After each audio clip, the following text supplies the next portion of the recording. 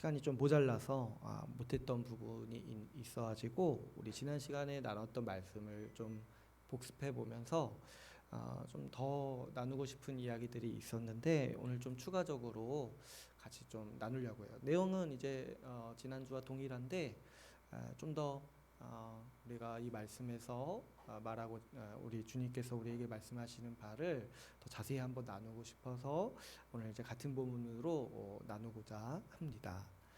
우리가 지난 시간에 같이 나눴다시피 우리 4장 1절 말씀에서 우리에게 권면하는 바가 뭐냐면 너희가 부르심을 받은 일에 합당하게 행하라 이렇게 돼 있어요. 4장 1절에 보시면 이제 그러므로 이렇게 돼 있잖아요. 그러므로 앞에서까지 하나님께서 우리에게 주신 은혜에 대해서 말했죠. 우리가 이제 복음에 대해서 딱 이제 다 듣는 거예요. 말씀을 통해서. 근데 이제 그러므로 했으니까 결론인 거죠. 결론이 뭐냐니까 이제 우리 주님께서 주신 은혜가 있다. 그래서 우리 주님께 그 은혜에 힘입어서 은혜의 근거에서 우리가 어떻게 살아가야 될지를 말씀해 주시는 부분이 이 에베소서 4장 1절 말씀이라는 거죠. 근데 그러므로 하면서 뭐라고 말씀하시냐면 너희가 부르심을 받은 일에 합당하게 행하라 이렇게 말씀하십니다. 이 부르심이라는 거는 우리가 이제 지난 시간에 같이 나눴다시피 우리 사명이나 어떤 일에 대한 용어가 아니라고 했어요. 성경에서 이 부르심이라는 용어는 하나님의 창조와 관련된 용어예요. 그래서 하나님이 창조하실 때 부르셨잖아요. 빛이 있으라 하실 때 빛을 부르셨잖아요. 빛이 없으실 때 빛을 부르시면서 창조하셨잖아요. 그러니까 이 부르심이라는 말은 하나님의 창조와 관련된 이 성경적인 이 단어인 거죠. 그랬을 때 그러면 여기서 부르심에 합당하게 행하라고 하는 거는 이런 뜻인 거죠. 하나님이 너희를 창조하신 대로 합당하게 행하라. 그러면 하나님이 우리를 어떻게 창조하셨습니까? 우리 하나님께서 우리에게 베푸신 구원을 이야기할 때 그것이 하나님의 재창조라고 했어요. 우리를 어떻게 구원하신 거냐면은 우리를 그냥 빼내오셨다. 이 흑암의 권세에서 빼내오셨다. 이렇게 표현할 때도 있지만 성경에서 또 우리 말하는 방법이 뭐냐면 우리를 아예 새롭게 만드셨다. 그래서 이제 고린도서에 보면은 이제 우리가 새로운 피조물이다. 그러니까 하나님이 우리를 구원하신 게 뭐냐니까 죽은 자를 살리시는 거.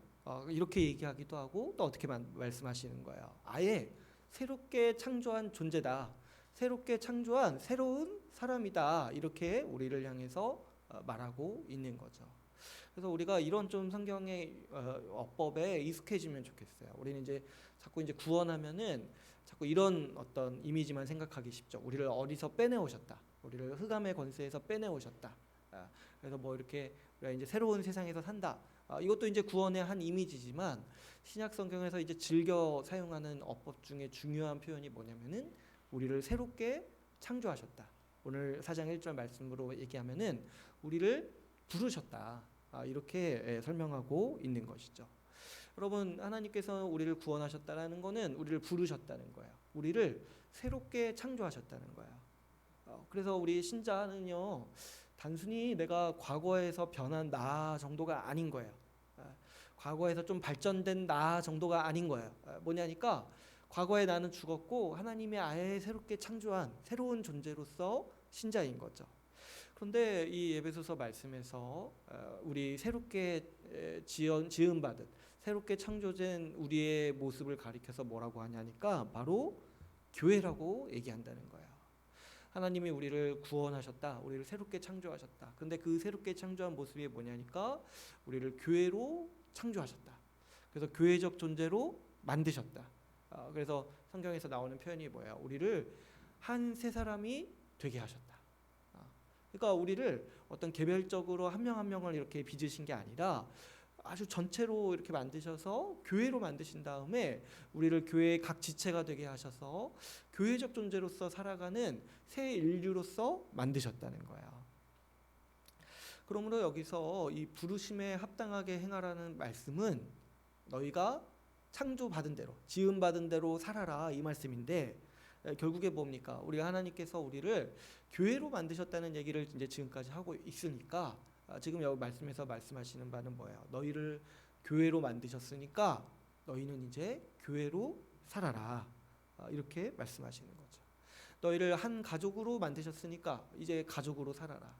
너희를 한 성전으로 주님이 이어붙여서 만드셨으니까 너희는 이제 그 성전으로서 살아가라. 이렇게 우리에게 권면하고 있는 것이죠. 여러분, 하나님이 우리를 구원하시고 우리를 새롭게 하실 때 어떤 분은 이런 걸 착각하면서 하나님이 나에게 힘을 주시고 나를 아주 영광스러운 존재로 만드셨다, 이렇게만 생각하면은 안 된다는 거예요. 하나님은 우리를 구원하셨을 때 우리를 어떤 홀로 돋보이는 존재로 만드신 적이 없다는 거예요. 뭐냐니까 하나님은 우리를 교회로서 영광스러운 존재로 만드셨다는 거예요. 그래서 우리가 가장 영광스럽고 우리가 가장 평안을 누리고 우리가 가장 하나님이 지으신 존재로서 합당하게 생활하는 방법이 뭐냐니까 교회로서 살아간다는 거예요. 왜 그러냐니까 하나님은 신자를 교회로 만드셨어요. 그런데 내가 홀로 돋보이는 존재, 홀로 내가 뭔가 강력한 존재로서 하나님이 만드셨다고 생각하는 것은 아주 큰 착각이라는 거죠. 그런 어떤 영웅주의, 어떤 아주 혼자서 개인이 능력을 다 가지고 있어가지고 그 개인이 이렇게 이것저것 혼자서 다 할 수 있다고 여기는 그런 영웅주의는 세상의 사조예요. 우리 주님께서 우리에게 주신 은혜가 뭐냐니까 우리를 교회로 만드셔서 이 교회의 지체로서 살아가게 하신 거예요. 그래서 교회에 붙어서 교회적 존재로 살아갈 때 우리가 신자로서의 삶을 사는 것이죠. 그런데 신자인데 자기 자신을 교회와 동떨어져 생각할 때 그때 이제 생활하기가 어려운 거예요. 자기 이 존재에 맞지 않게 생활하는 거거든요. 주님께서 두 발로 걸으려고 만드셨는데 자꾸 네 발로 걸으려고 애쓰니까 마음에 고통이 있고 양심의 찔림이 있고 그리고 삶 자체도 피폐한 거예요. 주님이 교회로 살라고 신자로 만드시고 부르셨는데 자꾸 혼자 살려고 할 때, 혼자 뭔가 해보려고 할 때, 자기를 교회로 동떨어진 존재로 자신을 인식할 때 그런 현상들이 일어난다는 거죠. 여러분, 신자가 무기력하고 무력할 때는 반드시 이런 현상이 있어요. 자기 존재에 맞지 않게 살려고 할 때, 하나님이 만드신 그대로 살려고 하지 않을 때, 그 하나님이 만드신 창조의 모습을 망각했을 때 자꾸 혼자 살려 하고 떨어져 나와 살려 하고 이럴 때 반드시 무력한 삶을 살게 되는 것이죠. 여러분, 우리는 하나님께서 우리를 어떻게 만드셨는가 지금 말씀을 통해서 듣고 있는 거잖아요. 이 말씀을 믿음으로 받아들이고 내가 그런 존재라고 우리가 믿고 살아가는 것이 우리 신자의 삶인 거죠. 오늘 말씀에서 보면은 하나님께서는 우리 부르심에 합당하게 행하라고 말씀하신 다음에 또 3절에서 이렇게 권면하고 있습니다. 3절 말씀을 같이 한번 읽어볼까요? 3절을 같이 읽어보겠습니다. 시작. 평안에 매는 줄로 성령이 하나 되게 하신 것을 힘써 지켜라. 부르심을 받은 일에 합당하게 행하라는 게 결국에 어떤 말이냐니까 교회로 만드셨으니까 교회로 살라는 말씀이었어요. 근데 그거에 덧붙여서 이 부연 설명하시는 게 뭐냐니까 교회를 어떻게 만드셨다는 거예요. 주님은 한 몸으로 만드셨다는 거예요. 그래서 성령이 하나 되게 하셨다는 거예요. 그래서 성령이 하나 되게 하신 것을 힘써 지켜라. 이렇게 부연 설명하고 계시는 거죠. 부르심 받은 일에 합당하게 행하라는 일이 결국 뭐냐면은 주님이 한 몸으로 만드신 그 교회의 한 몸됨을 힘써 지키면서 살아라. 이렇게 말씀하시고 있는 겁니다. 여기서도 보시면 우리 보고 한 몸을 이루어라 이렇게 말씀하신 적이 없어요. 너희 서로 열심히 해서 하나 되어라. 우리 하나 됩시다. 이렇게 얘기하는 게 아니에요. 주님은 이미 우리를 한 몸으로 만드셨다. 우리를 한 몸으로 창조하셨으니까 이제 우리에게 남은 게 뭐라는 거예요. 주님이 그렇게 한 몸으로 만드신 그 교회를 힘써서 지켜라 라고 이렇게 우리에게 권면하고 있는 것이죠. 여기서 이제 지난 시간에도 같이 나눴다시피 여기서 힘쓰다, 힘써 지키다 이 단어는 이제 힘쓰다라는 거는 단순히 이제 우리 한국말로 좀 애써라 이런 뜻이 아니라고 했어요. 여기서 이제 힘쓰다라는 거는 가장 시급하게 해야 되는 일이다. 가장 시급하게 해야 되는 일이다. 그리고 어때요? 가장 전력을 다해야 되는 중요한 일이라는 거예요. 우리 삶에서 가장 내가 시급하게 해야 되고 가장 전력을 다해야 되는 일이 뭐냐니까 교회의 한몸됨을 지키는 일이라는 거예요. 이 말씀이요, 우리 하나님께서 우리 삶을 향하시는 우리 삶의 목적이에요. 우리가 구원받은 이후에 살아가는 목적, 이유가 뭐냐니까 하나님이 우리에게 교회를 주셨잖아요. 한몸된 교회를 주셨잖아요. 이제 그 한몸된 교회를 지키고 경작하고 가꾸는 일을 우리에게 맡기시는 거예요. 뭐와 같습니까? 하나님께서 이 세상 하나님 나라를 만드시고 천지를 만드시고 아담에게 주시면서 경작하고 다스리라 지키라 말씀하셨듯이 우리에게도 마찬가지예요. 우리를 한몸된 교회로 만드시고 이 교회를 지키면서 살아라. 이 교회의 한몸됨을 지키면서 살라고 우리에게 말씀하시는 거예요. 그래서 모든 신자의 삶의 목적은 바로 여기에 있습니다. 교회의 한몸됨을 지키는 일에 힘쓰는 거에 있어요. 가장 우선순위를 두고 가장 전력을 다하는 것에 있는 거예요. 우리가 무엇을 하든지, 우리가 어떤 직장을 가지든지, 우리가 어떤 환경에 있든지 우리가 가장 염두에 둬야 되는 1순위가 뭐냐니까 교회의 한몸됨을 지키는 거라는 거예요. 제가 고등학교 때는 지난주에도 말씀드렸지만 주님께 영광 돌리면서 살아라 이렇게 많이 얘기했어요. 교회 교사들이나 선생님들이. 근데 그 주님께 영광이 되는 일이 뭐냐니까 오늘 이 말씀인 거예요. 4장 1절 3절 말씀. 우리가 지으심 받은 대로 살아갈 때 주님께 영광이 되는 거예요. 새로운 존재로 만드셨으니까. 새로운 존재로서 살아갈 때, 이 교회로서 살아갈 때 하나님께 영광이 되는 것이죠. 그래서 오늘 이 말씀을 좀 우리가 깊이 새기면서 살아가야 돼요. 오늘날 우리가 살아갈 때 하나님이 우리 삶에 가장 원하시고 우리 삶에 가장 기대하시는 바가 뭐냐니까 우리가 교회의 한몸됨을 힘써 지키면서 살아간다는 거예요. 우리 자라나는 아이들에게도 인생의 목적에 대해서 얘기해 줄 때 이렇게 얘기해 줄 수 있어야겠죠. 너가 사는 목적은 뭐냐니까 다른 사람을 사랑하기 위해서 사는 거야. 교회의 한몸됨을 지키기 위해서 너가 사는 거야. 하나님이 그래서 너에게 생명을 주시는 거야. 이렇게 우리가 말할 수 있어야 돼요. 자 보니까 중고등학교 때 또 그보다 좀 더 어릴 때 보니까 진로에 대해서 아이들이 많이 방황해요. 우리도 뭐 과거에 그랬죠. 근데 제가 교회 가서 중고등부 사역을 한 적이 있었는데 앞으로 너희가 살아갈 때 이 얘기를 했더니 서로 사랑해야 된다. 다른 사람을 섬기기 위해서 사는 거다라고 했더니 아이들이 충격을 받더라고요. 몇 명이 저한테 얘기를 했어요. 자기가 그렇게 살아가야 될 줄을 몰랐다. 자기 이제 고3이어서 진로 고민하고 있는데 자기가 그렇게 살아야 되는 건지 몰랐다는 거예요. 그래서 자기가 그 얘기를 듣고 자기 이 인생을 아주 새롭게 설계를 하는 거예요. 자기가 어떻게 살아가야 되는지 듣고.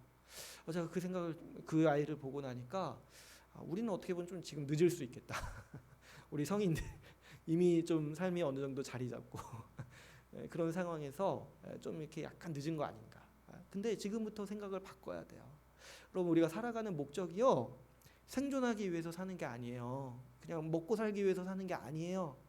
하나님이 우리에게 생명을 주신 거는 교회의 한몸됨을 힘써 지켜라.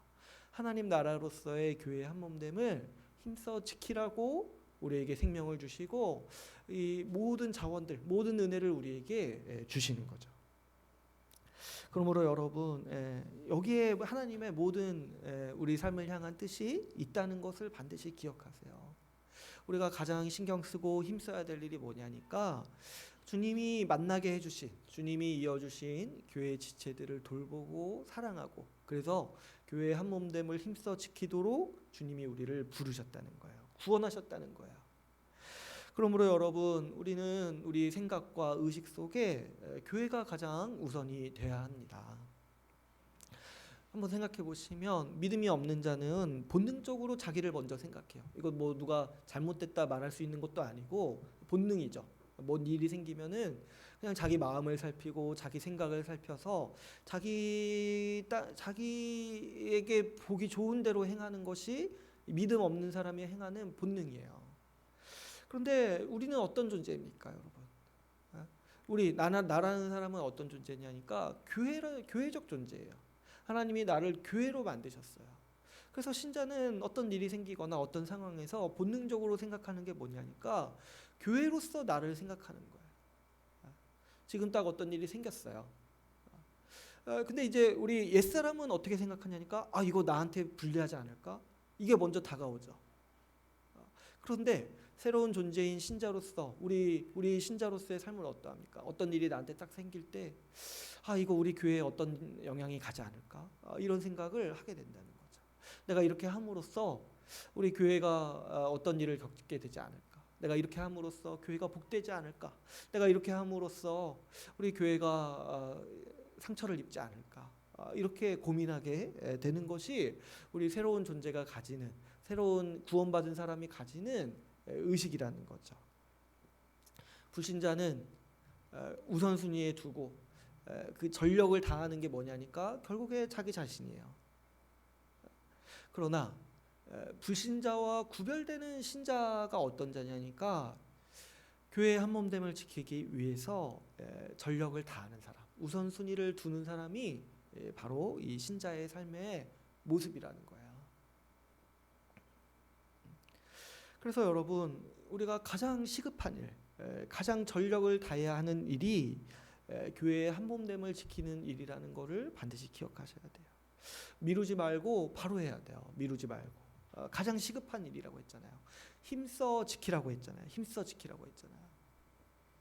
그런데 가만 보면은 미루기 쉬워요. 교회 일은.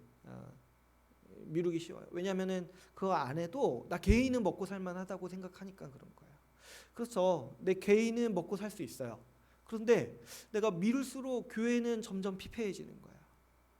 내가 섬겨야 할 일, 내가 돌봐야 될 일, 내가 도와야 할 일, 용서해야 될 일, 기도해야 될 일이 있어요.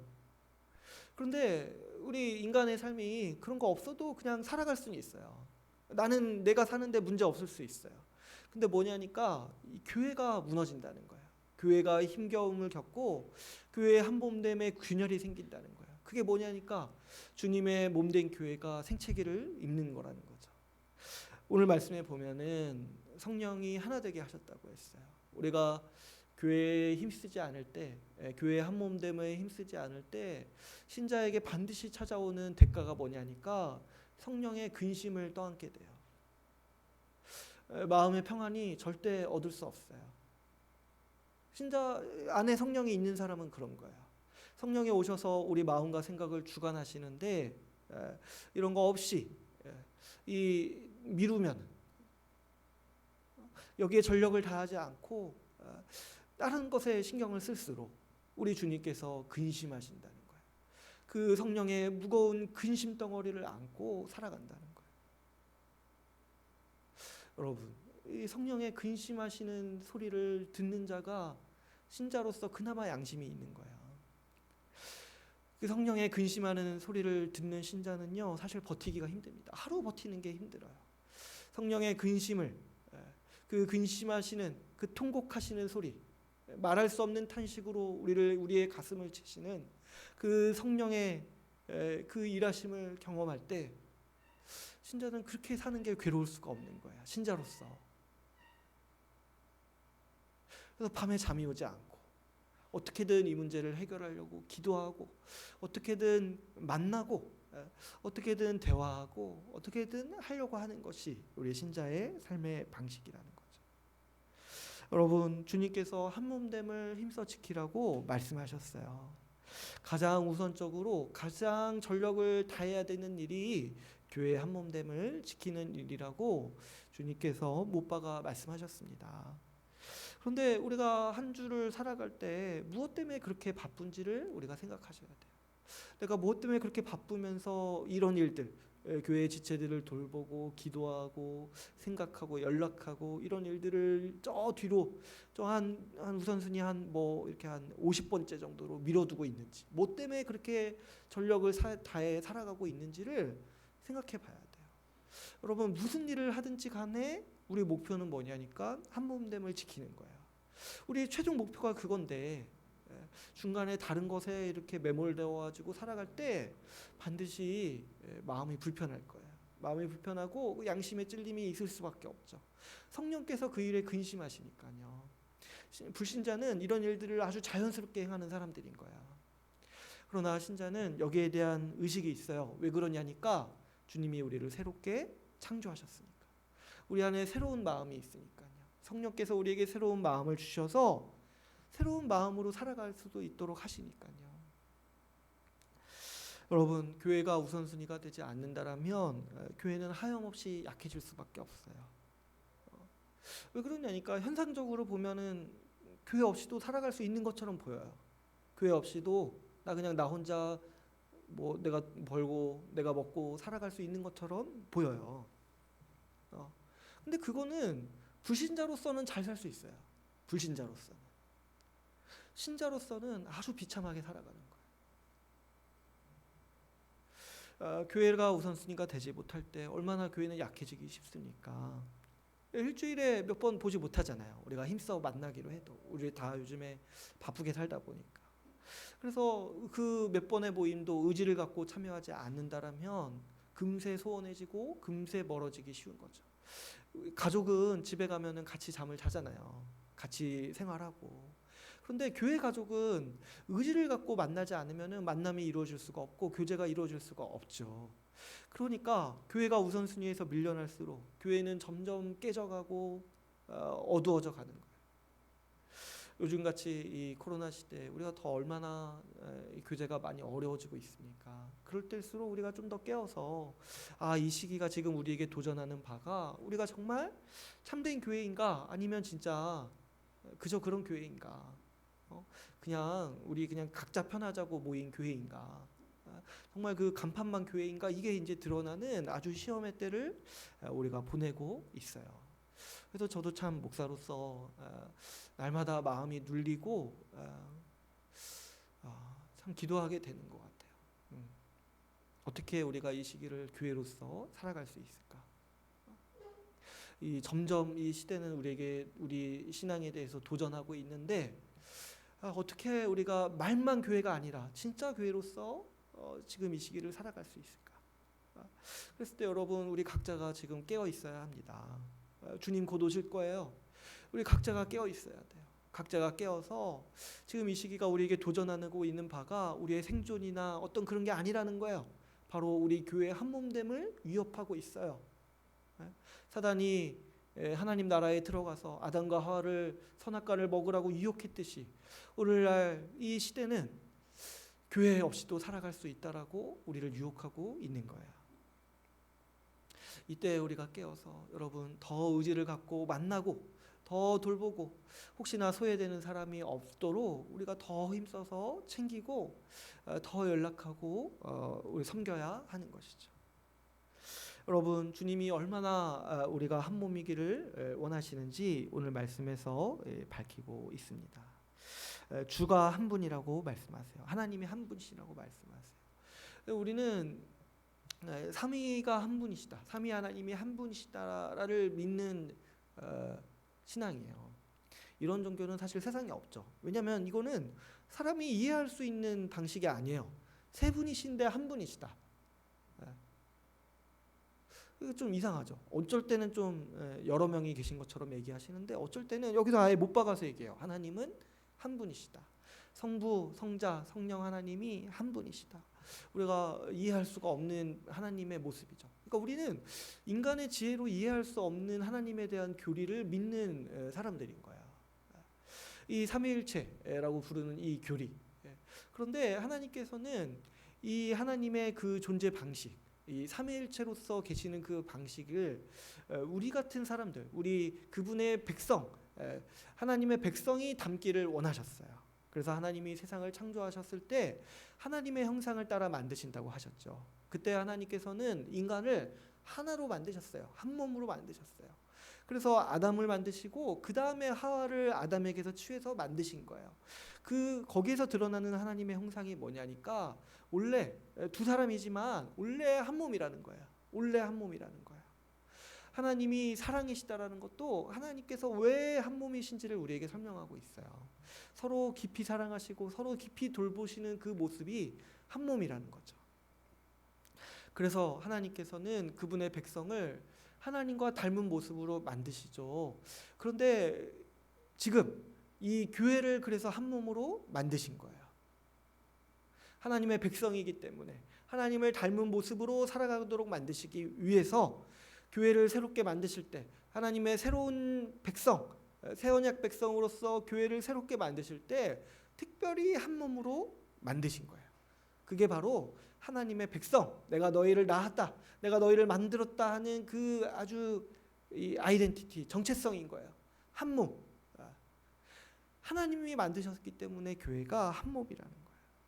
하나님의 형상을 따라 만들었기 때문에. 말씀해 보면은 이 부르심의 한 소망 안에서 우리가 부르심을 받았다라고 말합니다. 하나님은 우리가 한 몸으로 살아가기를 소망하세요. 그 목적을 가지고 우리를 구원하신 거예요. 한 몸으로 살아가라고. 나를 닮은 하나님이 나를 닮은 한 몸으로 살아가라. 나와 같은 한 몸으로 살아가라. 나와 같이 서로 사랑하며 살아가라. 그렇게 우리를 그런 소망을 가지고 우리를 구원하시고 우리를 창조하셨어요. 그래서 우리를 향해서 너희가 부르심 받은 대로 합당하게 행하라고 말씀하고 계십니다. 그래서 여러분, 주님이 우리 삶에 원하는 것 딱 하나예요. 그게 뭐냐니까 교회의 한 몸됨을 힘써 지키라는 거예요.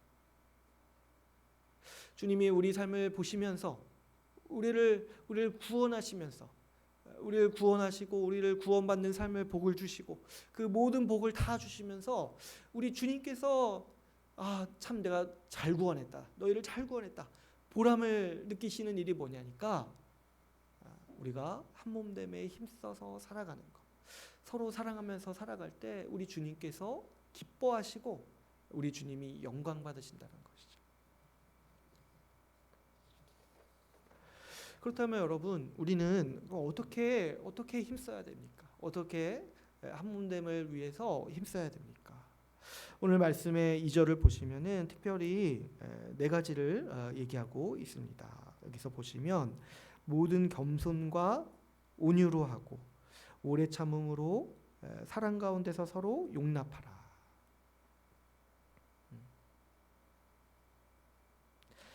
뭐 5가지라고도 볼 수도 있겠죠.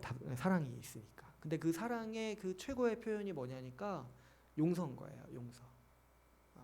그래서 사랑 가운데서 용서하라, 용납하라. 이게 같이 나오는 거죠.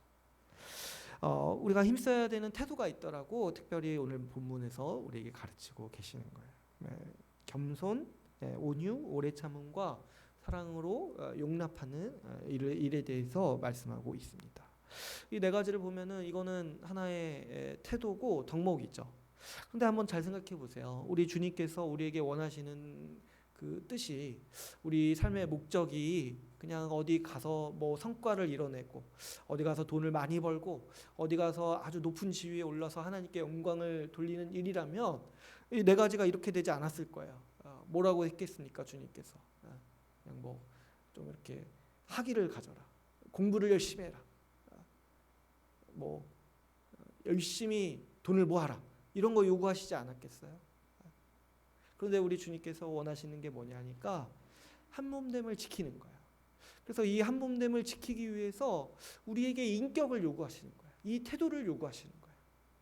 그래서 우리에게 뭘 이뤄라, 우리에게 뭐 교회 뭐 몇백 명 이루어라 이런 얘기를 하신 적이 없어요. 주님은 우리에게 뭐라고 얘기하시냐니까 너는 이런 사람이 되어라. 이런 사람, 한 몸됨을 힘써 지킬 수 있는 그 인격을 갖출 수 있는 사람이 되어라 라고 우리에게 말씀하고 계시는 거죠.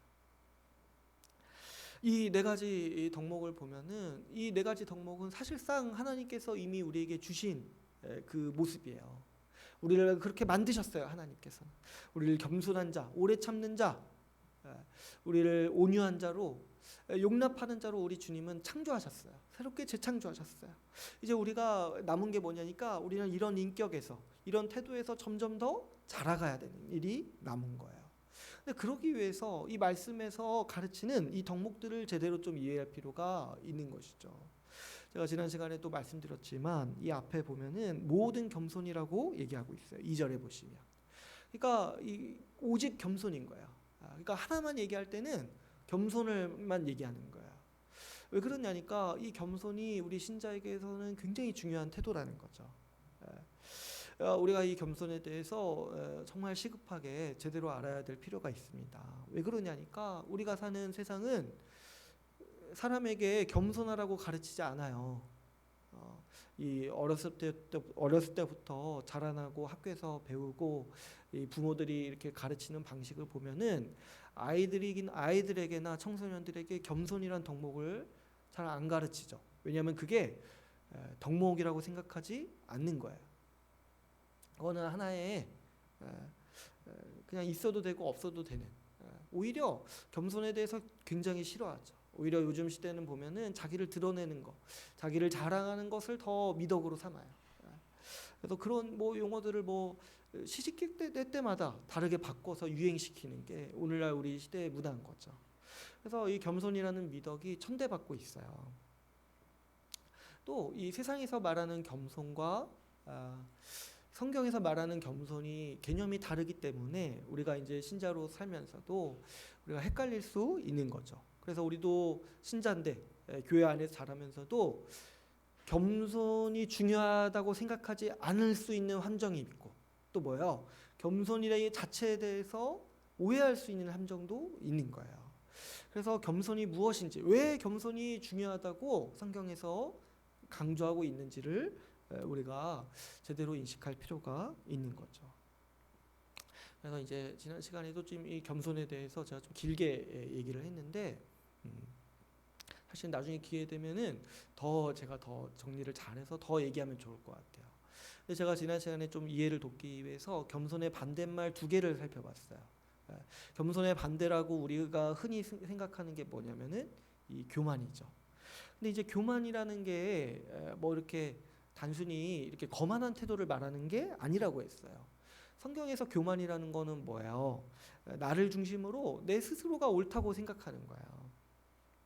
그래서 이런 사람들은 자주 뭐예요? 내가 옳다라고 말한다고 했죠. 내가 옳다.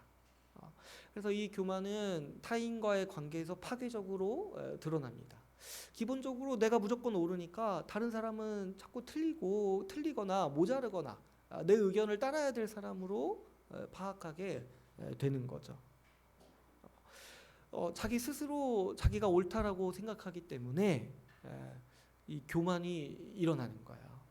그래서 세상의 모든 풍조는 사실 다 이 교만의 씨앗을 가지고 있어요. 여러분 세상에서 나오는 주장들을 한번 살펴보면은 다 이렇게 주장해요. 내가 옳다. 이게 맞다라고 주장해요. 뭐 이렇게 다 마찬가지예요. 광고를 봐도 마찬가지고 또 어디 뭐 이렇게 정치 지도자를 봐도 마찬가지고 다 나와서 하는 말이 내가 옳다 이렇게 얘기해요. 저는 그런 정치인을 본 적이 없어요. 내가 틀렸다. 내가 잘못했다. 내가 바꾸겠다. 이렇게 말하는 사람이 잘 없어요. 정말 위대한 정치인은 그렇게 정치를 한다고 하더라고요. 근데 그 정도의 정치인을 본 적이 없어요. 내가 실패했다. 내가 바꾸겠다. 내가 다시 해보겠다. 이렇게 하는 사람이 없다는 거죠. 그래서 세상 풍조를 따르는 사람, 이 불신자는 필연적으로 교만이 있을 수밖에 없어요. 내가 살아온 삶이 옳다라고 생각하잖아요. 기본적으로 다. 그래서 이 교만의 이 씨앗은 뭐냐니까 그냥 내가 내 스스로 옳다고 여기는 데서 출발한다는 거죠. 그래서 필연적으로 모든 사람에게는 교만이 자라요. 여러분 아이들도 잘 살펴보면은 어렸을 때부터 교만해요. 어리석잖아요. 사실 이렇게 보면은 잘 모르잖아요. 근데요 어렸을 때부터 아주 자기가 옳다라고 하는 그 고집이 생겨가지고 교만이 자라기 시작하는 거예요. 겸손의 또 반대말이 있죠. 제가 지난 시간에도 말씀드렸듯이 자기 비하도 겸손의 반대라고 했어요. 자기를 비하하는 거. 그래서 낮은 자존감이라든가 이 자기 연민에 빠져가지고 자주 어떻게 얘기해요? 나는 안 돼. 난 못해. 이렇게 말하는 거. 이런 것도 뭐냐니까 이 역시도 소극적인 교만이라고 했어요. 그게 뭡니까? 내가 지금 못한다라고 지금 판단 내리는 주체가 뭐냐니까 나라는 거예요. 내가 내 중심이 되어서 내 판단이 옳은 거잖아요. 내가 못한다고 내리는 내 판단이 옳은 거잖아요. 나는 이런 사람이야. 나는 이래. 나는 지금 이 마음이야. 이렇게 판단 내리는 게 나잖아요. 그래서 내가 못한다고 얘기하는 거잖아요. 그래서 자기 연민에 빠지는 거죠. 이것도 사실은 이 교만과 작용하는 원리가 똑같다라는 거예요. 내가 내 스스로 내가 되어서, 내가 내 스스로 내 중심이 되어서 내가 어떤 사람인지 내가 정의를 내리고 내가 판단하죠. 내 기분이 어떻고 내 생각이 어떻고가 그냥 나가 돼 버리는 거예요. 그래서 이런 사람들, 이렇게 이제 자기 연민에 빠지고 자존감이 낮은 사람들도 환경이 바뀌고 뭔가 상황이 바뀌면은 금세 이런 사람들도 거만해집니다. 그래서 이게 다 교만의 한 사이클일 거예요. 자기를 이렇게 과시하고 자기를 자랑하면서 다른 사람을 억누른다든가, 아니면 이제 자기 안에 빠져가지고 아주 그 내면에서 불화해가지고 다른 사람을 진실하게 대하지 못하는 이 자기 연민, 이 낮은 자존감의 문제도 다 이 교만이라는 사이클에서 교만이라는 이 테두리에서 일어나는 거예요.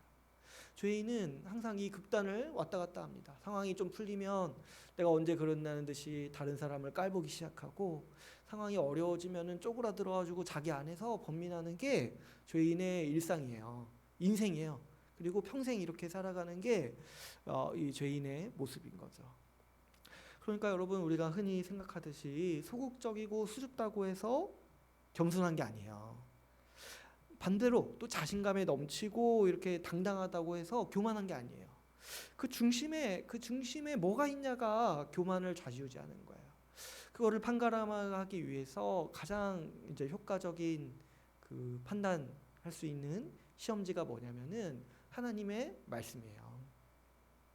하나님 말씀 앞에 어떻게 반응하는지에 따라서 내가 교만한지 겸손한지를 점검할 수가 있는 것이죠.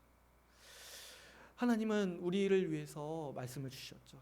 우리의 복락을 위해서, 우리의 구원을 위해서, 우리의 참된 삶을 위해서 하나님의 말씀을 주셨습니다.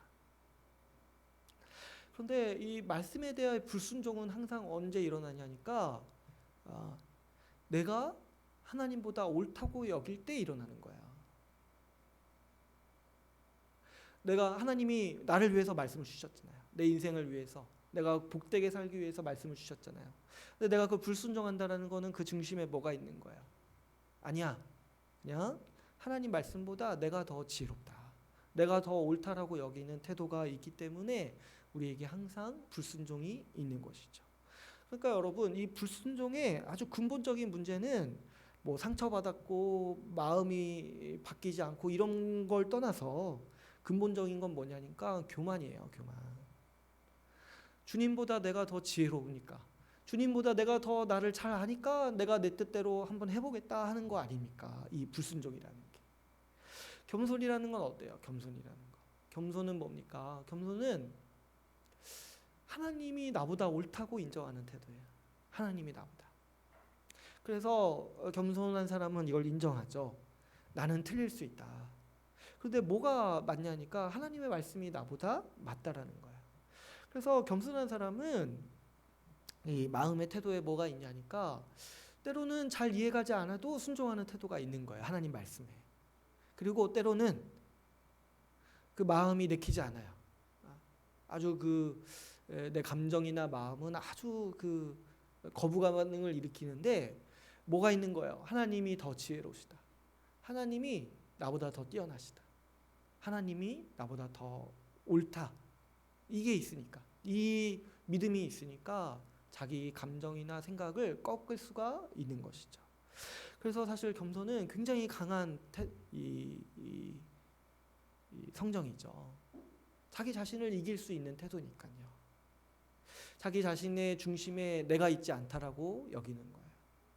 바로 하나님이 나보다 지혜롭고 하나님이 나보다 뛰어나신다라고 알기 때문에, 하나님이 나보다 나를 더 잘 안다고 알기 때문에 나의 생각이나 감정이나 의식을 꺾고 하나님 말씀에 순종할 수 있는 태도가 바로 이 겸손한 모습이라는 거죠. 모든 불순종은 바로 우리 안에 교만에서 시작합니다. 그러나 반면에 하나님을 향한 순종은 이 겸손한 사람만이 할 수 있어요. 또 이 교만과 겸손은 자기를 어떻게 이해하느냐에 따라도 갈립니다.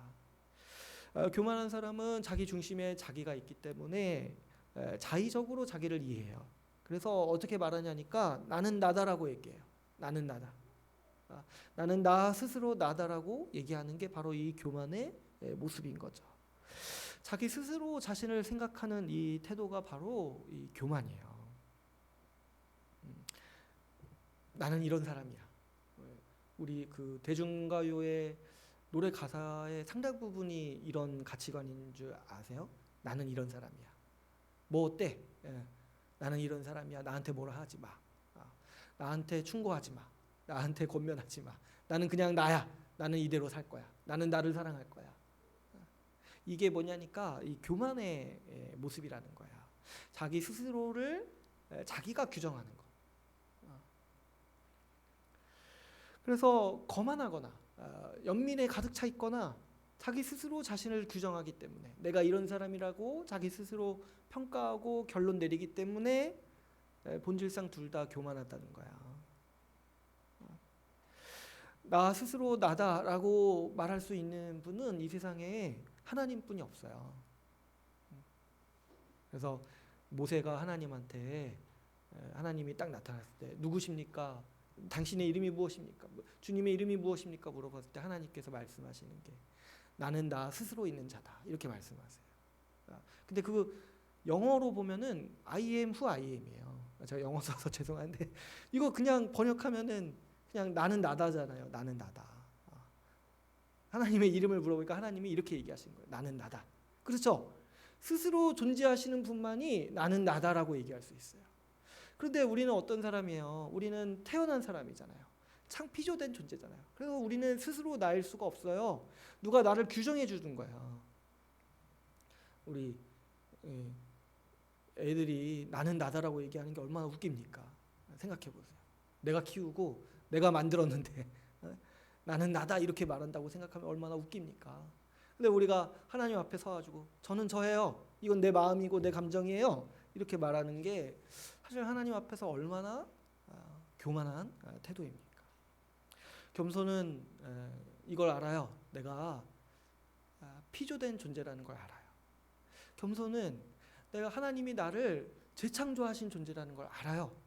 하나님이 나를 만드셨다라는 것을 알아요. 그래서 하나님의 말씀이 나를 어떻게 말씀하시는가, 하나님의 말씀이 나를 어떻게 규정하는가가 내 정체성인 거예요.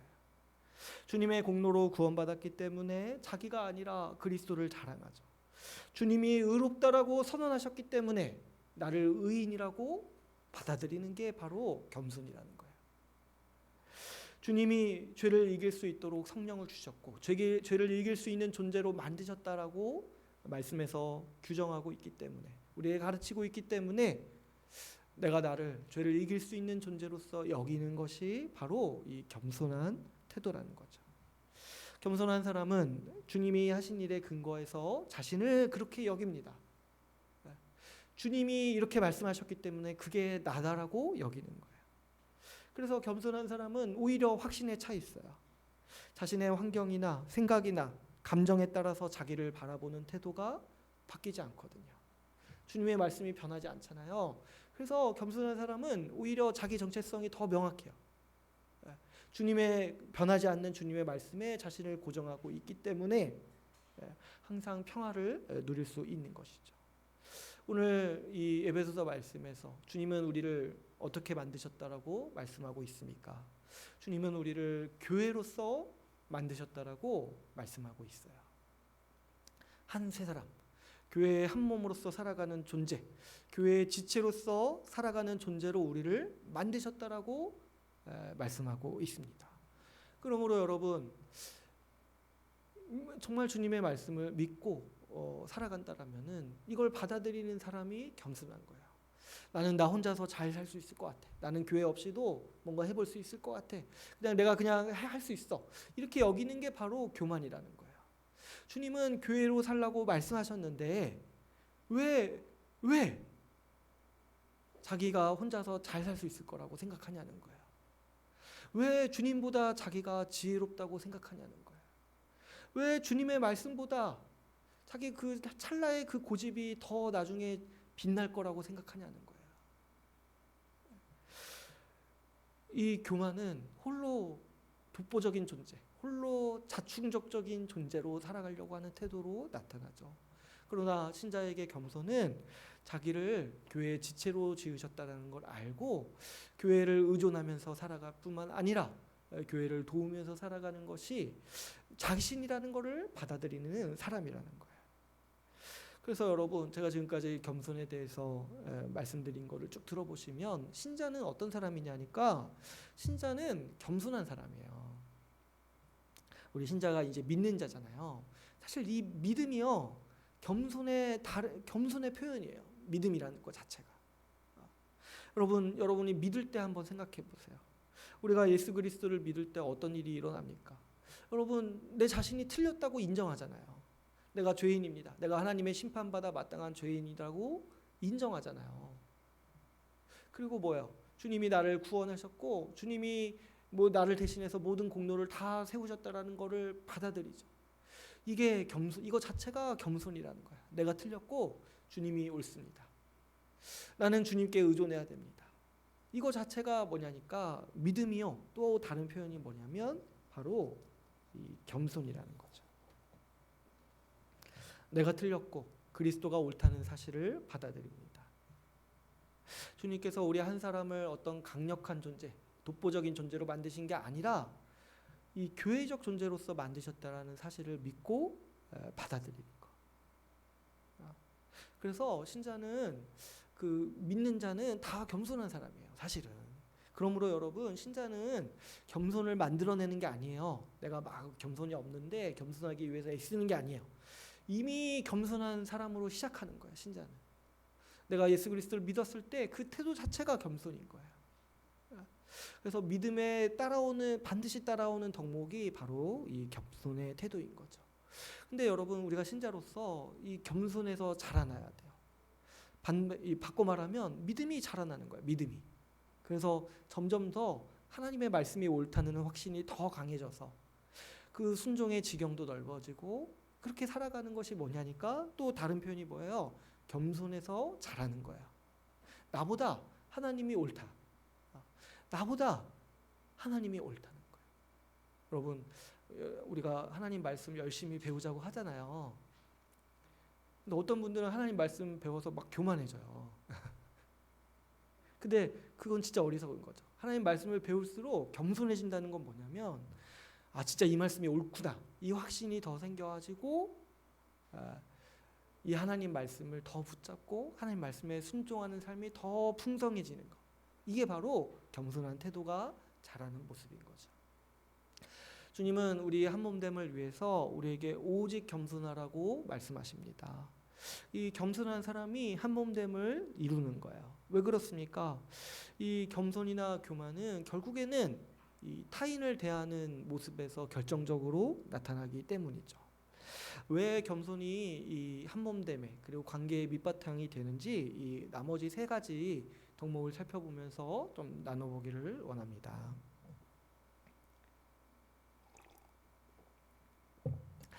말씀에 보면은 겸손하라고 하신 말씀만 다음에 온유하라고 돼 있어요. 온유하라고. 이 온유한 태도는요, 이 겸손한 사람이 타인을 대하는 방식입니다. 그렇죠. 여러분, 자기를 아는 사람, 자기 자신이 그리스도의 공로로 구원받았다는 걸 아는 사람이 다른 사람을 향해서 거칠게 대하거나 과격하게 대하는 일은 사실은 있을 수 없죠. 이 겸손에 대해서 빌립보서 2장 3절에서는 이렇게 얘기를 합니다. 아무 일에든지 다툼이나 허영으로 하지 말고 오직 겸손한 마음으로 각각 자기보다 남을 낮게 여기고. 겸손이 여기서 뭐라고 하냐니까 자기보다 남을 좋은 자, 낮게 여기는 자, 나보다 나은 사람으로 다른 사람을 여기는 태도라는 거예요. 그렇죠, 여러분. 이 온유하지 못한 태도는 그래서 이제 과격하게 대하거나 다른 사람을 향해서 거칠게 대하는 태도는 그 중심에 뭐가 있냐니까 그 사람이 나보다 못하다라는 인식이 있는 거야. 나보다 못하기 때문에, 내가 사람을 업신여기기 때문에 다른 사람을 향해서 화도 내고 거칠게 대하고 함부로 대하는 거예요. 그래서 여러분, 우리 가운데 겸손이 없으면 우리는 끊임없이 뭐가 있냐니까 다른 사람과 나를 끊임없이 비교해요. 그래서 나보다 못하다고 멸시하는 게 이 죄인의 살아가는 방식이에요. 왜 겸손이 없을 때 이런 일이 일어나냐니까 자기에 대한 평가가 매번 변하거든요. 자기에 대한 평가가 나 스스로에게 달려있다 보니까 위치가 매번 바뀌어요. 내가 좀 잘 나갈 때는 저 사람들이 나보다 못해 보이니까 업신여겨요. 근데 내가 좀 못해 보일 때는 저 사람들이 나보다 우월해 보이니까 그냥 관계를 맺지 않아요. 불쾌하니까. 만나면 내 비참한 처지가 더 드러나니까. 그래서 나보다 잘났다고 생각하면 시기하고 질투하고 무관심하고, 나보다 못났다고 생각하면 무시하고 함부로 대하고 거친 태도로 대하는 것이죠. 겸손이 없을 때, 우리 마음에 겸손이 없을 때 이런 이 인간관계가 형성이 된다는 거예요. 여러분, 겸손한 사람은 자신의 위치를 압니다. 자기 위치가 어디인지 알기 때문에 비교가 불필요해요. 오히려 모든 사람이 존귀하다는 생각을 갖게 되는 거죠. 겸손한 사람은 주님이 그 사람의 정체성을 고정해 주셨어요. 너는 딱 이런 사람이다. 그래서 바뀌지 않아요. 이 정체성이. 위치가 바뀌지 않아요. 주님 안에서 의롭다고 하는 위치가 변하지 않기 때문에 다른 사람과 비교하지 않게 되는 것이죠. 오히려 그 주님께서 나와 다른 사람도 존귀하다, 의롭다고 하신 것을 알기 때문에 그 사람을 존귀하게 대하는 것이죠. 겸손한 사람은 지극히 작은 자라도 주님의 몸된 지체라는 사실을 아는 사람입니다. 이 한 몸됨을 위해서 그래서 이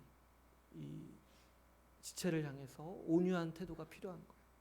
다른 사람이 나보다 괜찮은 사람, 주님 안에서 귀한 사람이라는 걸 알기 때문에 나보다 나은 사람이라는 생각을 하게 되고, 그래서 어떻게 되는 거예요? 그래서 그 사람을 대할 때 온유한 태도로서 대하게 된다는 거죠. 우리 주님이 우리를 대하실 때 온유하게 대하셨어요. 여러분, 온유하게 우리를 대하셨어요. 우리한테 막 화내면서 믿으라고 말씀하시지 않으셨죠. 그래서 우리 주님의 그 성품인 온유를 우리도 닮아가는 거죠.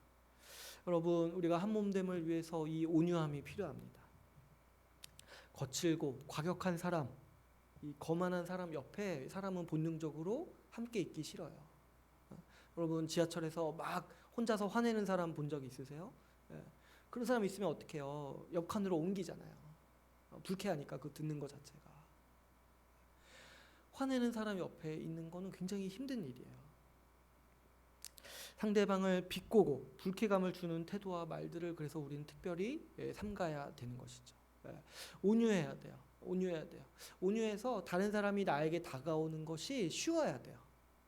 그래서 좀 세상 사람들도 사실 온유한 걸 별로 좋아하지 않아요. 왜 그러냐면 세상에서는 온유함을 만만하다고 생각을 해버려요.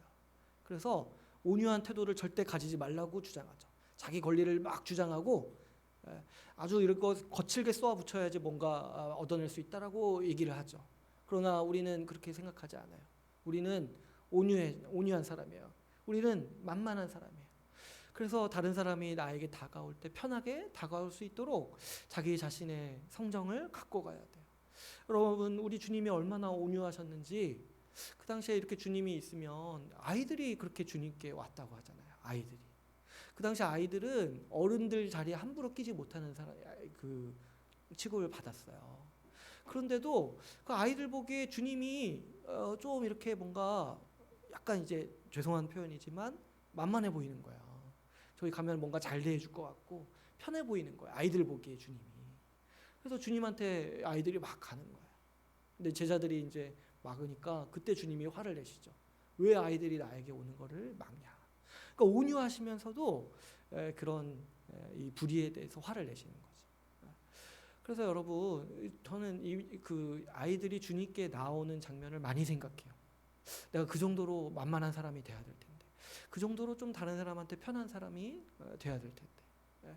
여러분, 자기가 좀 생각할 때 사람들이 자기를 대할 때 좀 어려워한다고는 생각이 들면은 자기 태도 중에 약간 이런 모습들이 있는 거예요. 이 거칠거나 좀 이렇게 과격하거나 좀 이렇게 무뚝뚝하거나, 그랬을 때 그런 것들을 우리가 잘 갖고 나가야 돼요. 그리고 또 한편으로 내가 다른 사람을 과격하게 대하거나 좀 이렇게 함부로 대할 때 그 마음의 중심에 혹시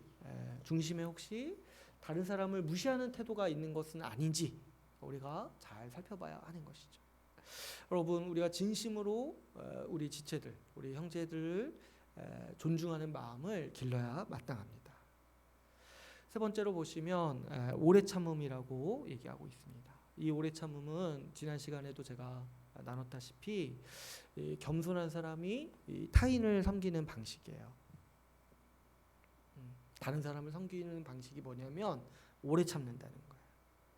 여러분, 겸손한 사람은 자신이 어떻게 은혜를 받았는지 압니다. 자신을 알아요. 하나님이 얼마나 자신에게 오래 참으셨는지를 겸손한 사람은 알고 있습니다. 그래서 겸손한 사람은 이 오래 참음으로 다른 사람을 섬기는 거예요. 여러분, 하나님께서 우리에게 오래 참으신다라는 이 말씀의 성경의 이야기가 얼마나 놀랍습니까? 여러분, 하나님께서 전지전능하시잖아요. 모든 힘과 능력을 다 가지고 계시잖아요. 근데 여러분, 우리는 어떻게 생각하냐면 뭔가 힘과 능력이 있으면은 뭐가 바로 연결이 되냐면 문제를 바로 해결한다고 생각을 해요. 뭔가 힘과 능력이 있으면, 뭔가 이렇게 돈이 있고 지혜가 있으면 어떤 문제가 있을 때 바로 해결하는 것이 하나님의 도우심이고 역사라고 생각해요. 그런데 정말 신기한 이야기 중에 하나가 뭐냐면 하나님께서 우리를 향해서 오래 참으신다는 거예요. 전지전능하신 하나님께서 나 같은 자를 바로 심판하지 않고 오래 참으신다는 이 신비가 성경에 있는 거예요. 아니, 주님이시면 그냥 이렇게 좀 어떻게 우리 약간 딱 이렇게 뭔가 하셔가지고 뭔가 하나 이렇게 딱 건드셔가지고 바로바로 바꾸실 수 있는 거 아니에요? 바로바로 이렇게 좀 이렇게 생각도 바꾸시고 이렇게 딱 하나 하셔가지고 바로바로 이렇게 뭔가 하실 수 있는 거잖아요. 근데 주님은 이상하게 그렇게 일하시지 않는다는 거예요. 우리를 향해서 오래 참으세요. 우리의 인격을 존중하신다는 거예요. 그래서 우리가 믿기까지 우리를 향해서 심판하지 않으시고 우리를 오래 참으신다는 거예요. 우리는요, 하나님에 대해서 오해하는 바가 이런 거예요. 주님이 우리에 대해서 오래 참으셨다는 것을 잘 몰라요. 그래서 내가 그냥 말 한마디 하면은 사람들이 바뀔 거라는 환상, 내가 그냥 이거 하나 조금 이렇게 도와주면 그 사람이 아주 마음이 바뀌고 나한테 아주 고마워하겠지, 이런 환상, 이런 걸 갖고 있어요. 그런데요, 우리 주님이요, 나를 향해서 최소 몇십 년을 참으셨어요. 우리 주님은 창세 전부터 우리를 향해서 참으셨어요. 우리를 향해 참으시고 이 지구를 심판하지 않으시고 우리를 구원하시기 위해서 오늘도 참고 계시는 분이 바로 우리 전지전능하신 하나님이세요. 여러분, 전능하신 하나님께서 오래 참으신다는데 내가 뭘 해서 그 사람을 바꾸고 생각을 바꾸고 이렇게 하는 게 사실은 불가능한 일이죠. 오히려 우리는 이렇게 생각해 볼 수 있어요. 전지전능하신 가장 지혜로우신 하나님께서 오래 참으신다라는 걸 생각해 볼 때 왜 그러시겠습니까? 그게 가장 지혜로운 방법이고 그게 가장 효과적인 방법이기 때문인 거죠. 그래서 여러분, 우리 하나님께서 나를 향해서 오래 참으셨다는 걸 아는 사람은 타인을 향해서도 오래 참는 거예요. 말 한마디 했다고 사람 바뀌는 경우 없죠. 나 자신이 그랬잖아요. 나 자신이 뭐 이렇게 좀 하나 도와줬다고 뭐 이렇게 완전히 사람이 바뀌고 그런 거 없죠. 나 자신이 그랬잖아요. 여러분 스스로가 어떻게 믿음을 갖게 됐는지 한번 돌아보세요. 수없이 많은 사람이 권면했고 수없이 많은 시간 동안 숙성되고 수없이 많은 시간 동안 여러 사람이 애써서 겨우겨우 내가 주님 믿기로 결단한 거예요. 주님 그때까지 그 터져가는 그 마음을 붙잡으시면서 참으시는 거예요. 여러분 우리가 한 몸됨을 위해서 이 오래 참는 태도가 반드시 필요합니다. 우리 모두가 우리 각자가 오래 참아주는 긍휼이 필요해요. 아니 그 살아온 삶이 있잖아요. 10년 20년 그렇게 살아온 삶이 있잖아요. 근데 딱 우리 오늘부터 우리 이렇게 삽시다 한다고 바로 바뀌냐는 거예요. 그 좋은 마음을 가지고 해도 그렇게 바뀌기가 쉽지가 않죠. 그래서 우리가 같이 교회로 살기로 하면서도 이 오래 참는 모습이 필요한 거예요. 점점 더 지어져 간다고 했잖아요. 근데 몇 번 좀 해보고 에이 안 돼 하면서 이렇게 하는 거는 정말 그 자신이 어떻게 은혜를 받았는지 벌써 까먹은 거예요. 여러분 이 세상의 모든 관계는 오래 참기 때문에 유지됩니다. 부부 관계도 마찬가지죠. 부부 관계가 언제 뭐 좋고 좋은 관계입니까? 서로 오래 참기 때문에 결혼 관계, 그 결혼 계약을 유지하는 거죠. 세상의 모든 가족 관계는 오래 참기 때문에 유지되는 거예요. 오래 참기 때문에. 교회는 더 마찬가지죠. 교회는 하나님께서 가족으로서 만드셨을 때 오래 참으라고, 오래 참으면서 버티고 지키라고 우리를 부르신 거죠. 특별히 여러분 연약한 지체들을 향해서 오래 참으십시오. 기도가 많이 필요합니다. 기도가 많이 필요해요. 그리고 뭐 뒤에서 좀 이렇게 아무것도 안 도와주면서 비난하는 거는 정말 악한 태도예요. 그런 걸 버리세요. 오래 참으세요. 오래 참으면서 기도하세요. 오래 참다 보면은 유익이 굉장히 많습니다. 오래 참다 보면 그 지체가 정말 놀랍도록 변하는 모습을 볼 수 있어요. 때로는 내가 변해요. 처음부터 그 사람을 나쁘게 본 게 내가 이상했던 거였거든요. 그냥 오래 참다 보면은 이거 별거 아니구나. 내가 속이 좁았구나. 내가 속이 좁았구나. 내가 속이 좁았구나. 이걸 알아가게 된다는 거예요. 제가 처음에 개척하고 우리 목사님들 만날 때마다 자주 했던 얘기가 그거예요. 제가 진짜 이렇게 속이 좁은 사람인지 몰랐다. 오래 참으면서 좀 자기 지경을 넓혀가 보세요. 내가 이거밖에 못 받아들이는 사람이었는가 생각해 보시고 더 좀 지경을 넓혀 가셔서 사람이 얼마나 다양합니까? 사람이 얼마나 무궁무진합니까? 우리가 그런 사람들 한 명 한 명을 오래 참으면서 같이 자라가는 교회라는 것을 우리가 기억할 필요가 있습니다. 오늘 마지막으로 주님은 이 용납하라고 사랑 가운데서 서로 용납하라고 권면하고 있습니다. 우리 주님께서는 이 용서에 대해서 권고하실 때 이 복음서를 보면은 마치 의무처럼 말씀하셨어요.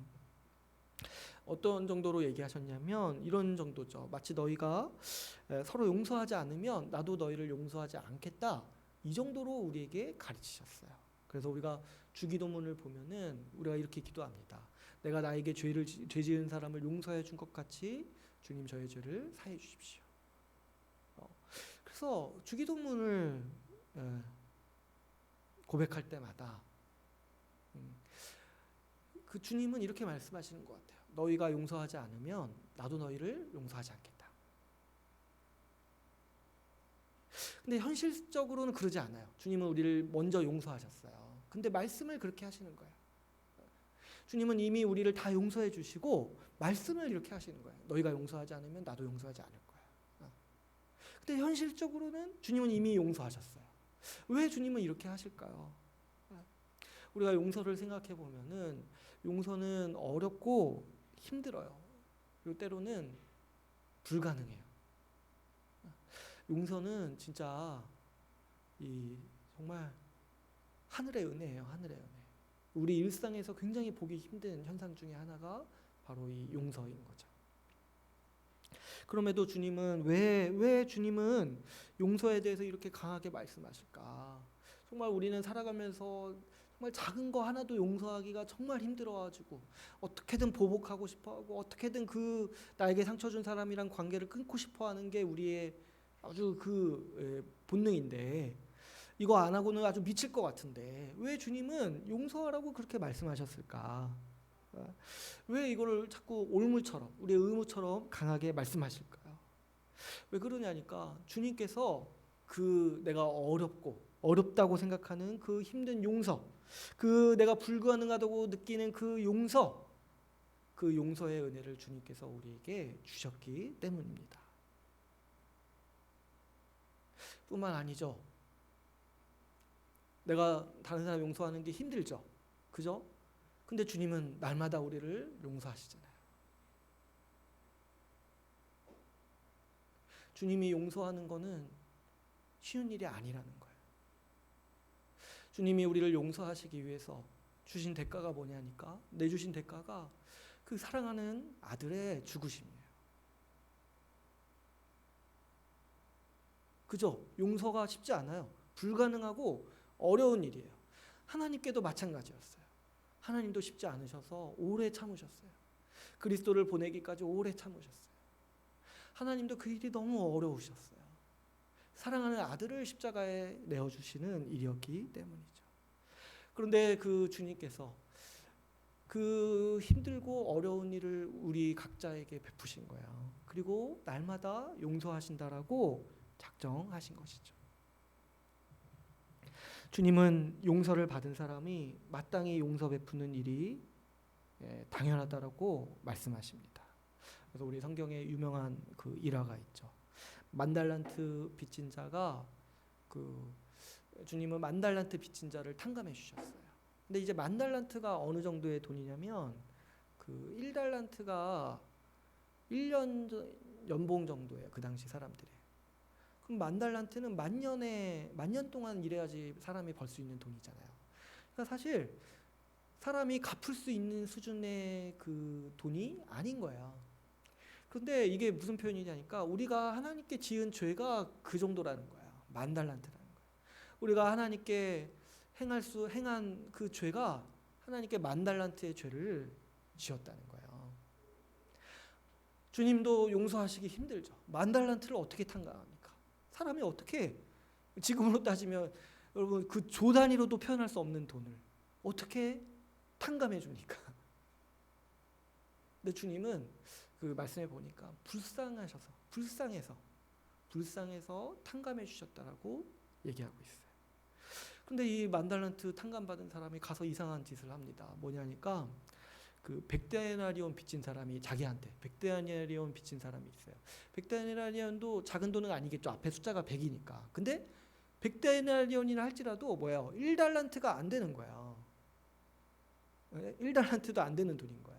근데 100데나리온 빚진 자에게 가가지고 돈을 안 갚는다 하니까 이 사람이 옥에 가뒀어요. 그 얘기를 들은 주님께서 어떻게 행하십니까? 분노하시죠. 그래서 이 사람을 다시 잡아 가둡니다. 이 만달란트 탕감받은 자를.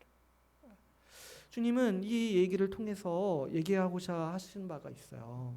이 주기도문에서 또 가르치고자 하시는 바가 뭐냐면 너희가 용서하지 않을 때 내가 너희에게 용서를 취소하겠다. 이런 얘기를 하시는 게 아니에요. 너희가 용서하지 않으면 내가 너희에 대한 용서 취소하겠다. 이런 얘기를 하시는 게 아니에요. 주님의 말씀은 이런 일이 절대로 일어나지 않는다라는 거예요. 만달란트 탕감받은 사람이 자기에게 100데나리온 빚진 자를 용서해주지 않는 거라는 일이라는 거는 이 세상에 일어날 수 없는 일이라는 거예요. 수백조, 수십조를 탕감받은 사람이 그 몇백만 원 빚진 자를 용서해주지 않는 거 이 세상에서는 일어날 수 없는 일이라는 거예요. 바꿔 말하면 주님께 죄 용서 받은 사람이 다른 사람의 죄를 용서하지 못하는 일은 일어나지 않는 일이라는 거죠. 어떤 경우에만 용서하지 않는 일이 일어나냐니까 자기가 용서받지 않았을 때 용서하지 않는다라는 거죠. 그러므로 여러분 이 교만한 죄인에게 용서는 어렵고 불가능해요. 자신이 하나님께 별다른 죄를 저질렀다고 여기지 않아요. 교만한 사람은 자기가 하나님 앞에 어느 정도의 돈을 빚졌는지 가늠할 수가 없어요. 생각도 할 수 없어요. 그저 없다고 생각해요. 자기가 큰 용서를 받은 일이 없다고 생각해요. 교만은 이런 거죠. 자신은 그렇게 큰 잘못을 주님께 지은 적이 없는데 내 주변 사람은 나에게 도저히 용서받지 못할 짓을 행한다라고 여기는 태도라는 거예요. 나는 주님께 잘못한 게 없어요. 그러나 내 주변 사람은 도저히 용서받지 못할 짓을 나에게 한다는 거예요. 이런 주장이, 이런 태도가 바로 이 교만이라는 거죠. 그러나 겸손은 어떤 겁니까? 겸손은 아까 믿음과 거의 동일한 용어라고 했어요. 겸손은 내가 다 갚을 수 없는 빚을 그 용서를 받았다라는 것을 압니다. 내가 평생 갚아도 그 주님의 은혜에 보답할 수 없을 정도의 용서를 받았다라는 것을 아는 사람이 이 겸손한 사람인 거죠. 그래서 이 겸손한 사람은 다른 사람을 용서할 때 어떻게 생각하냐니까 내가 주님께 진 빚을 갚는다라고 생각하는 거예요. 그래서 다른 사람을 용서하는 일을 내 마땅한 의무라고 생각을 한다는 거예요. 그래서 누가 용서할 수 있냐니까 자기가 10,000달란트 탕감받았다는 걸 아는 사람, 그래서 겸손한 사람이 용서할 수 있는 거예요. 용서는 하늘의 능력이에요. 하나님의 능력만이 우리가 용서하면서 살 수 있는 사람을 만들어낼 수 있어요. 그래서 역설적으로 우리 믿음을 확신할 수 있는 것도 이 용서에 있어요. 이 믿음을 언제 확신할 수 있냐면 내가 다른 사람을 용서했을 때 내가 믿음을 확신할 수 있어요. 왜냐하면 그게 아니면 용서가 불가능하거든요. 겸손한 사람은 여전히 자신이 매일의 용서가 필요한 사람이라는 걸 알아요. 하나님 앞에서 날마다 기도할 때 저를 용서해 주십시오 이 기도를 먼저 하지 않고는 다른 기도를 이어갈 수 없는 존재라는 것을 알아요. 그래서 주기도문에도 용서에 대한 기도가 앞부분에 나오는 거예요. 간구에 대해서 매일마다 하나님께 용서를 구하는 사람이에요. 그리고 또 겸손한 사람은 자기를 볼 때 다른 사람의 용납이 필요한 사람이라는 것을 아는 사람이라고 했어요. 나에 대한 용납이 필요한 사람이라는 걸 알아요. 내 아내가 나를 용납해줘서 내가 살고 있다는 걸 알아요. 내 주변 사람이 나를 용납해줘서 나 지금 잘 살고 있다는 걸 알아요. 내 가족이 나를 용납하기 때문에 내가 지금 이렇게 정상적으로 살아갈 수 있다는 걸 아는 사람이에요. 그리고 자신을 생각할 때 실수가 많다는 것도 알아요. 때로는 내가 의도적으로 안 했는데도 실수가 많아요. 정말 잘못한 실수가 많아요. 그래서 항상 겸손한 사람은 용서를 구하고 싶죠. 그래서 그 자신도 어떻게 합니까? 다른 사람의 잘못을 생각할 때 용서할 수 있게 되는 거예요. 왜냐하면 나도 언젠가는 뭐예요? 그 사람의 용서가 필요한 사람이라는 것을 알기 때문이죠.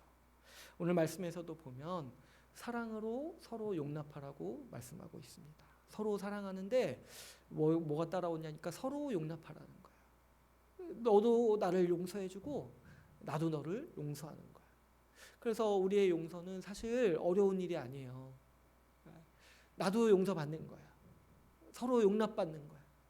그래서 우리가 이렇게 한 몸을 이루면서 살아갈 수 있게 되는 것이죠. 우리가 한 몸으로 살아가기 위해서 반드시 이 용서가 필요합니다. 오래 참음과 용서는 같이 가는 거죠. 용서하지 않으면서 오래 참는 거는 또 하나의 폭력이에요. 그 분노를 쌓아두는 것밖에 되지 않죠. 용서하면서 오래 참는 거예요. 오래 참으면서 용서하는 것이고 지속적으로 용서하기 때문에 오래 참을 수 있는 것이죠. 여러분, 교회는 용서의 공동체입니다. 다양한 사람과 또 심지어는 원수가 함께 있기 때문에 서로 용서가 없이는 교회로서 살아갈 수가 없는 것이죠.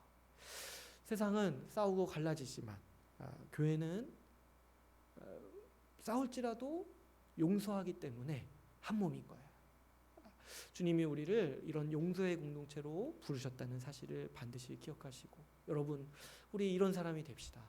겸손하고 온유하고 오래 참으면서 용서하는 사람이 되도록 우리 자신을 힘써서 가꾸어 갑시다. 오늘 이제 말씀을 맺겠습니다. 우리는 오늘 우리를 향한 하나님의 소망이 무엇인지 함께 나누었습니다. 주님께서는 우리가 무엇을 하든지 어떤 상황 가운데 있든지 한 몸으로 만드신 교회를 힘써 지키기 원하십니다. 우리가 구원받은 이후에 계속 살아가는 인생의 목적이 여기에 있습니다. 하나님께서 만드신 이 세상 경작하고 다스리라고 지키라고 말씀하셨듯이 오늘 우리에게 교회로서 하나님 나라를 주시면서 이 한 몸됨을 경작하고 가꾸고 지키라고 오늘 말씀에서 우리에게 가르치고 있습니다. 여러분, 우리 인생의 목적이 교회 한 몸됨을 지키는 일에 있다는 사실을 반드시 기억하십시오. 그래서 우리 인격을 다른 사람을 사랑할 수 있는 자, 다른 사람과 한 몸을 이룰 수 있는 자로 우리 인격을 가꾸어가는 삶이 우리의 신자의 삶이라는 것을 반드시 기억하십시오. 이런 사람이 됩시다. 겸손하고 온유하고 오래 참고 서로 용납하는 사람으로 우리 자신을 빚어가기를 힘씁시다.